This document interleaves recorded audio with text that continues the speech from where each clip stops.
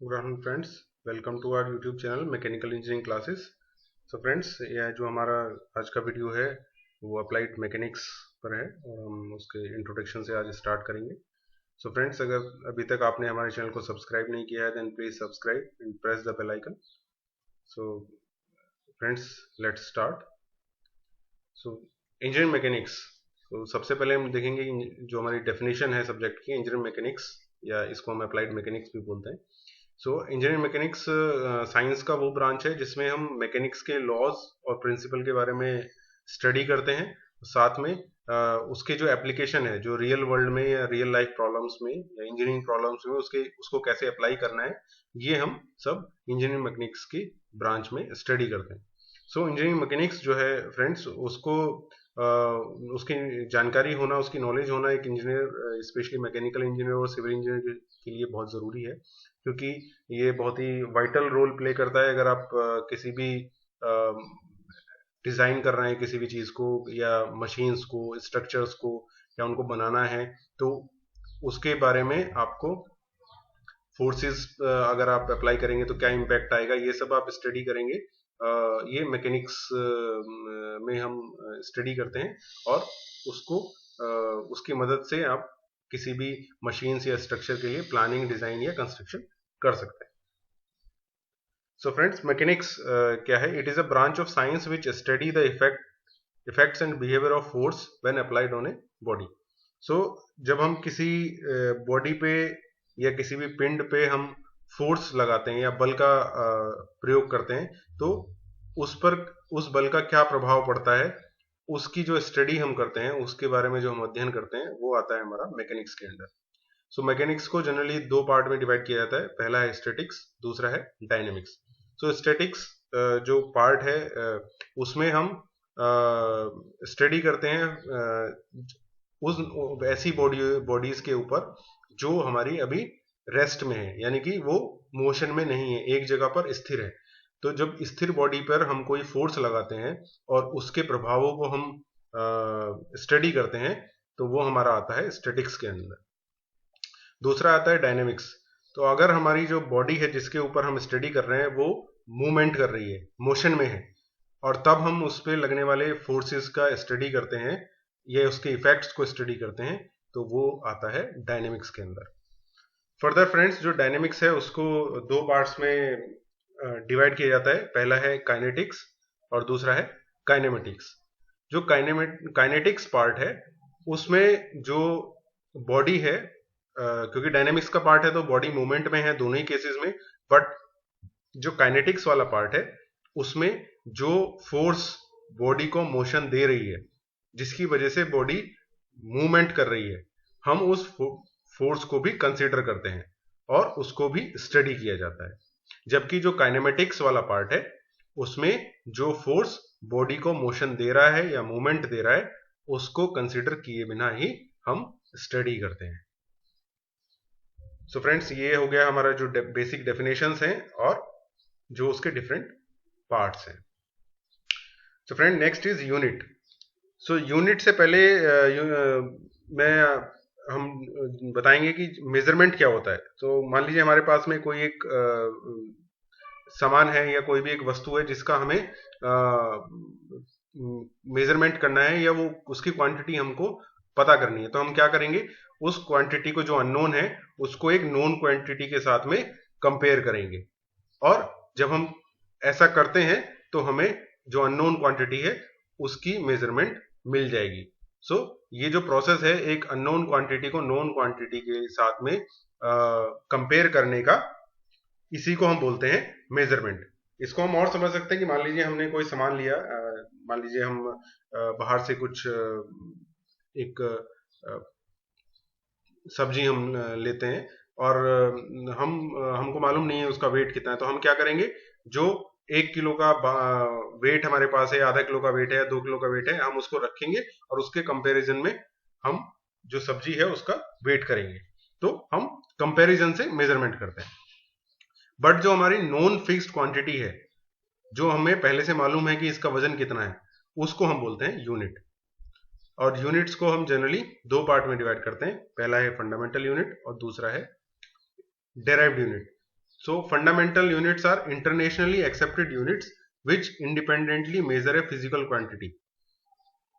So fundamental units वो units हैं जो इंटरनेशनली एक्सेप्टेड हैं, यानी कि वर्ल्ड वाइड इनको माना जाता है और ये स्टैंडर्डाइज्ड है, ये सब जगह एक ही जैसे हैं। जैसे कि अगर इंडिया में 1 मीटर है तो जितनी लेंथ को हम 1 मीटर बोलते हैं तो पूरे वर्ल्ड वाइड उतनी लेंथ को ही 1 मीटर बोला जाता है।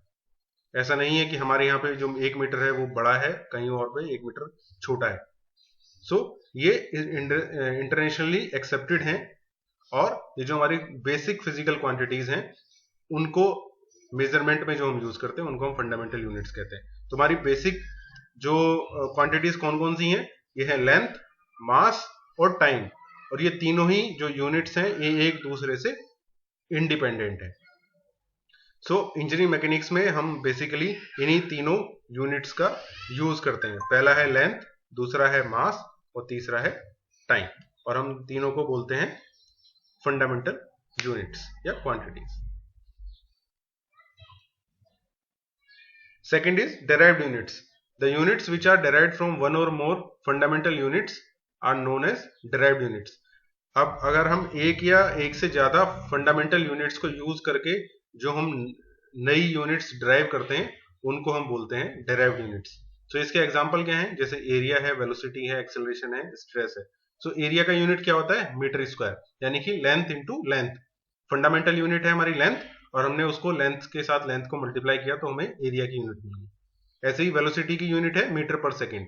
सो इसको हमने डिस्टेंस डिवाइडेड बाय टाइम, तो डिस्टेंस की फंडामेंटल यूनिट है मीटर और टाइम की फंडामेंटल यूनिट है हमारे पास में सेकेंड, तो वेलोसिटी की यूनिट हो गई मीटर पर सेकेंड। ऐसे ही हम एक्सेलरेशन, स्ट्रेस, स्ट्रेन इनकी यूनिट्स निकाल सकते हैं। So friends, next is system of units. World wide बहुत सारे सिस्टम जो है यूनिट्स के आज तक डेवलप हुए हैं जो अभी तक हम यूज कर रहे थे। सो जनरली हम चार के बारे में जो मेजर है उनके बारे में थोड़ा डिस्कस करेंगे। सो पहला है एफपीएस यूनिट सिस्टम, जिसको हम फुट पाउंड सेकेंड सिस्टम भी बोलते हैं। इसमें लेंथ के लिए जो यूनिट यूज करते हैं वो है फुट, मास के लिए यूज करते हैं पाउंड और टाइम के लिए यूज करते हैं सेकेंड। ये one of the initial unit system है जो सबसे शुरुआती समय में यूज किया जाता है। उसके बाद जो डेवलप हुआ वो है सीजीएस सिस्टम। इसमें जो मास के लिए सॉरी लेंथ के लिए जो यूनिट यूज करते हैं वो है सेंटीमीटर, मास के लिए ग्राम और टाइम के लिए सेकेंड। उसके बाद जो डेवलप हुआ वो है एमकेएस सिस्टम। इसमें लेंथ के लिए मीटर, मास के लिए किलोग्राम और सेकेंड यूज करते हैं हम टाइम के लिए। और सबसे लेटेस्ट है या और जो अभी इंटरनेशनली यूज किया जाता है और इंडिया में भी हम यूज करते हैं वो है एसआई यूनिट्स, जिसको हम बोलते हैं इंटरनेशनल सिस्टम ऑफ यूनिट्स।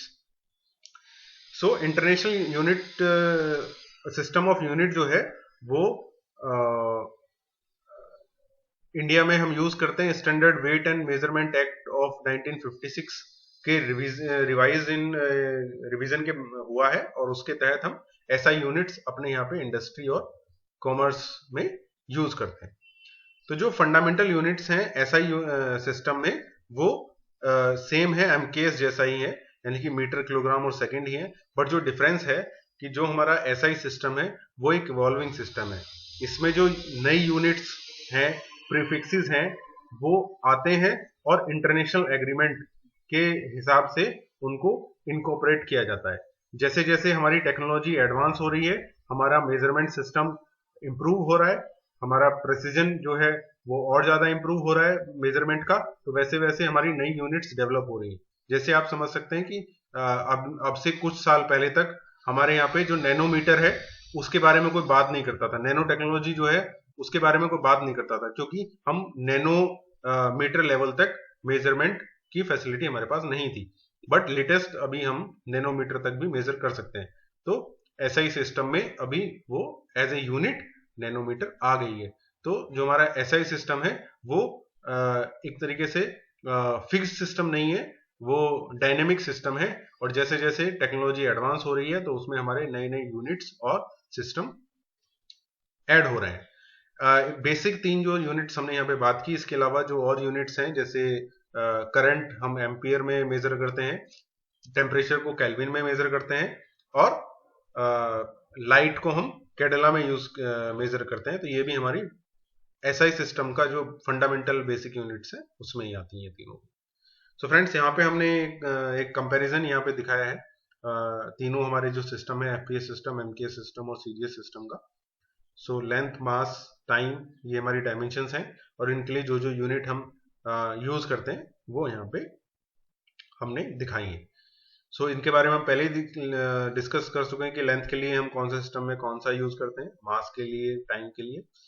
इसके बाद जो डिराइव्ड यूनिट्स हैं वो आप यहाँ पे देख सकते हैं कि जैसे एरिया के लिए फीट स्क्वायर, एमकेएस में मीटर स्क्वायर और सीजीएस में सेंटीमीटर स्क्वायर। वॉल्यूम के लिए फिर ये फीट क्यूब हो जाएगा, मीटर क्यूब और सेंटीमीटर क्यूब।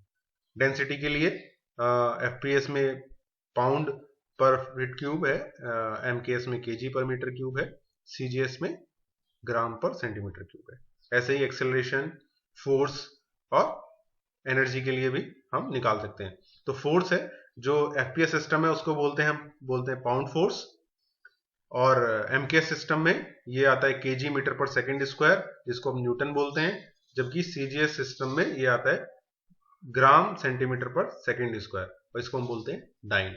ऐसे ही एनर्जी को यहाँ पे फिट पाउंड फोर्स से शो करते हैं, एमकेएस में इसको जूल से शो करते हैं, और सीजीएस सिस्टम में अर्ग से इसको शो किया जाता है। उसके बाद पावर आता है, एफपीएस में इसको हॉर्स पावर से शो करते हैं, एमकेएस सिस्टम में इसको वाट या किलोवाट से शो करते हैं, और सीजीएस सिस्टम में इसको अर्ग पर सेकंड में शो करते हैं या मेजर करते हैं। So friends, next is rigid body.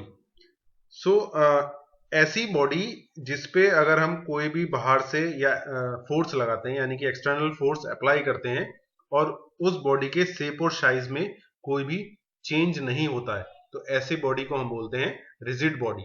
So rigid body में be defined as body which retain its shape and size even if subjected to some external force. हमने किसी भी बॉडी पे फोर्स लगाया और उसकी शेप और साइज में अगर कोई चेंज नहीं होता है तो वो होता है रिजिड बॉडी। बट एक्चुअली जो हमारे रियल लाइफ ऑब्जेक्ट्स होते हैं उसमें से कोई भी परफेक्टली रिजिड नहीं होता है। इवन अगर आप स्टील का अगर कोई बार ले लें या पाइप ले लें और उस पर आप फोर्स लगाएंगे तो हम नेकेड आई से भले ही ना देख पाए, लेकिन उसमें भी कुछ ना कुछ उसकी शेप और साइज में चेंज होता है जैसे जैसे हम फोर्स इंक्रीज करेंगे। बट अगर हम बात करें मैकेनिक्स सब्जेक्ट की या अप्लाइड मैकेनिक्स सब्जेक्ट की, तो इसमें हम जो बॉडीज हैं, जितनी भी हम एग्जांपल देखेंगे या न्यूमेरिकल सॉल्व करेंगे, उनको कंसिडर करेंगे कि वो रिजिड बॉडी है, जिससे कि हम जो है इस सब्जेक्ट को आसानी से समझ सके। सो जो अप्लाइड मैकेनिक्स सब्जेक्ट है उसका जो एक बेसिक एजम्पशन है कि we consider that all bodies are rigid bodies. सभी जो वस्तुएं हैं वो एक दृढ़ है, यानी कि रिजिड है। अगर हम किसी भी बॉडी के डिफॉर्मेशन के बारे में कंसिडर करेंगे देन वो हमारे कुछ और सब्जेक्ट्स हैं इंजीनियरिंग के, जिनमें हम बॉडी के डिफॉर्मेशन को भी कंसिडर करते हैं, जैसे कि स्ट्रेंथ ऑफ सॉलिड्स है या स्ट्रेंथ ऑफ मैकेनिक्स है, उनमें हम डिफॉर्मेशन भी कंसिडर करते हैं। So friend, next is scalar quantity. ये मैं उम्मीद करता हूं कि सभी जानते होंगे। स्केलर क्वांटिटीज या स्केलर्स वो क्वांटिटी हैं जिसे हम सिर्फ मैग्नीट्यूड से शो करते हैं या बताते हैं, जैसे कि लेंथ है, मास है, टाइम है, डिस्टेंस है, वॉल्यूम है, या और भी बहुत सारे एग्जांपल है। तो अगर हमें किसी बॉडी का लेंथ डिफाइन करना है तो हम सिंपली कह सकते हैं कि इस बॉडी का लेंथ जो है वो 1 मीटर है। उसके लिए हमें कोई डायरेक्शन देने की जरूरत नहीं है। ऐसे ही मास के केस में भी हम उसका मास सिर्फ बता सकते हैं, डायरेक्शन उसका नहीं होता है। Time, distance, volume, density, temperature, speed, ये जो है ये भी सेम इसी तरह से क्वांटिटीज हैं जिनका डायरेक्शन से का कोई भी कंसिडरेशन नहीं होता है। स्पीड में, स्पीड क्या है? Distance travelled per unit time, but जो डायरेक्शन है वो इसमें इंपॉर्टेंट या नहीं है या कंसिडर नहीं करी जाती। Friend, next is vector quantity. Vector quantities या सिंपली वेक्टर्स वो क्वांटिटीज होती हैं जिसमें हम मैग्नीट्यूड के साथ साथ उसका डायरेक्शन भी हमें डिफाइन करना पड़ता है। ये मैंडेटरी हो जाता है कि हम मैग्नीट्यूड के साथ साथ इन क्वांटिटीज का डायरेक्शन भी शो करें या बताएं। तो ये क्वांटिटीज कौन सी हैं, इनके कुछ एग्जांपल्स हैं, जैसे force, displacement, velocity, acceleration, momentum.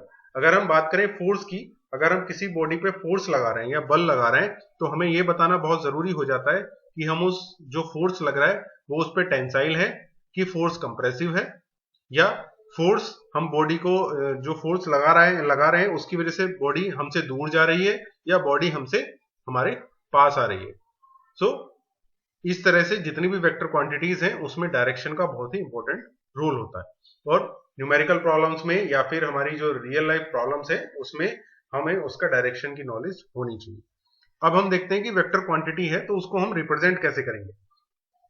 यहाँ पे आप फिगर में देख सकते हैं कि हमने एक वेक्टर को शो किया है, वेक्टर ए बी है, तो हमने उसको एक डायरेक्शन भी दिया है जहां पे एक एरो की मदद से, और इस वेक्टर का नाम है स्मॉल ए से हम इसको दिखा रहे हैं।